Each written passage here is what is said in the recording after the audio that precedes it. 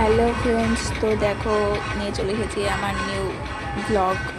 তো দিনটি ছিল কালী পুজো, আর পুজোর জন্য জোগাড় যন্ত্র করছিলাম, সব রেডি করছিলাম। আমি সব সবজি টবজি কেটে দিচ্ছিলাম, আর বোন ওদিকে রান্না করছিল। আর আমি তো সবজি কাটতে কাটতে একটু পরপর শুধু ঘরে চলে যাচ্ছিলাম, একটু শুয়েছিলাম, দেন উঠে আবার যাচ্ছিলাম, এই করছিলাম। কারণ বোনই রান্না করবে, কারণ রান্নাটা হচ্ছিল মানে ভোগ রান্না হচ্ছিল বোনের শ্বশুর বাড়িতে। তো শ্বশুর বাড়িতে ওর বর দেওর শ্বশুর কেউই ছিল না, বোনই সবটা করছিল, আর আমি ওর হাতে হাতে করে দিচ্ছিলাম। তো বোনের শ্বশুর বাড়ি বলে ওই করছিল রান্নাটা, ওটাই বলেছি করতে। তো এদিকে পুজোর সব রেডি হয়ে গেছে, এখানে ভোগ দিয়ে গেলাম রান্না হয়ে যাওয়ার পরে। তারপর ওই 108টা প্রদীপ জ্বালায় মায়ের কাছে। তো প্রদীপটা জ্বালিয়ে কিছুটা ওর মানে বোন প্রদীপ জ্বালাচ্ছিল ওর শ্বশুর ঘরে, প্রদীপ মোম সব ধরাচ্ছিল। আর দেখো কেমন করে তাকাচ্ছে, দেখো। আর দেখো এটা ওর শাশুড়ি মা, আর এটা ওর ঠাকুর ঘর।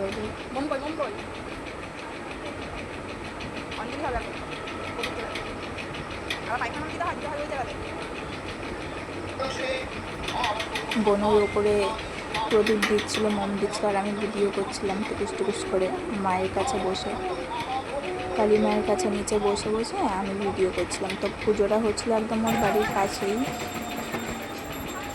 তারপরে প্রদীপ ধরাচ্ছিলাম, বোন ধরাচ্ছে প্রদীপ, দেখো।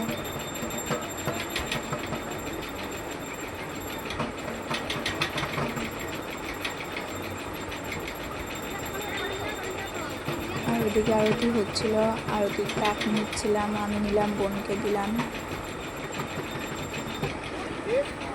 দেন যজ্ঞ শুরু হলো,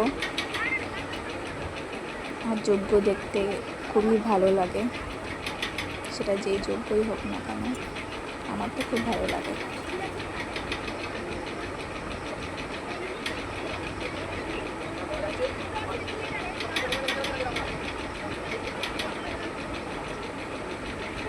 তো দেখো ঠাকুরমশাই কি বোঝাচ্ছিল যে ওনার কোনো কিছুতে একটু অসুবিধা হচ্ছিল, ওটা ছোট বলে।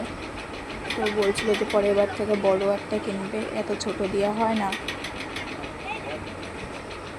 আই থিঙ্ক চামচের কথাই বলছিল। তারপরে চলে এলাম বাড়িতে, কারণ বাড়িতেও দেওয়া ছিল। তো আমি এসে দেখলাম যে সব দেওয়া হয়ে গেছে। দিদি ছিল যেহেতু বাড়িতে, তো দিদি সব দিয়ে রেখেছিল, প্রদীপ মোম সবই দেওয়া হয়ে গিয়েছিল। তো আমি গরুর মামার সঙ্গে একটু খেলা করছিলাম। তারপরে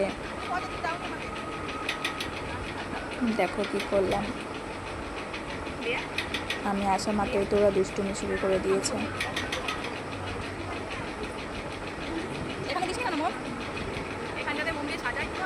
তারপর দেখাচ্ছিলাম আমাদের বাড়িটা টুনি লাইট দিয়ে সাজিয়েছে। তো এখানে আমরা প্রত্যেকবার মোমবাতি দিই, কিন্তু দিদি দেয়নি, ওই একটা দুটো দিয়ে রেখেছিলো, আর আমরা পুরোটা সাজাই।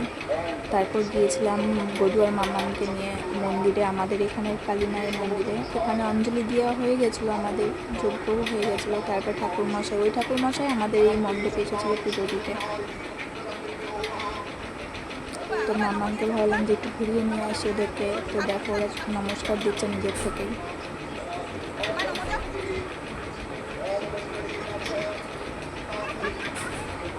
তারপর দেখো কি দুষ্টুমিটাই না শুরু করেছে, যেখানে আমি থাকবো সেখানে ওদের দুষ্টুমি করতেই হবে, এটা ওদের ধরা বাঁধা। তারপর দেখতে দেখতে আবার নিয়ে চলে গেলাম বাড়িতে, আর এরকম করে আমার ব্লগটা শেষ করলাম। তো দেখা হচ্ছে নেক্সট ভিডিওতে। বন্ধুরা আমার পাশে থেকো, যাতে আরও ভিডিও নিয়ে আসতে পারি তোমাদের সামনে।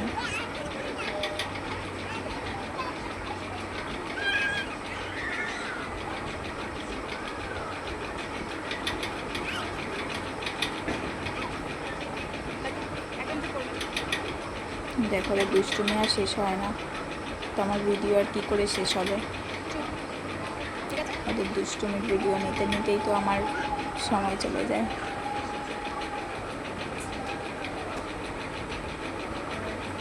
তো চলো, দেখা হচ্ছে নেক্সট ভিডিওতে। এখনকার মতো টাটা, ভালো থেকো, সুস্থ থেকো তোমরা।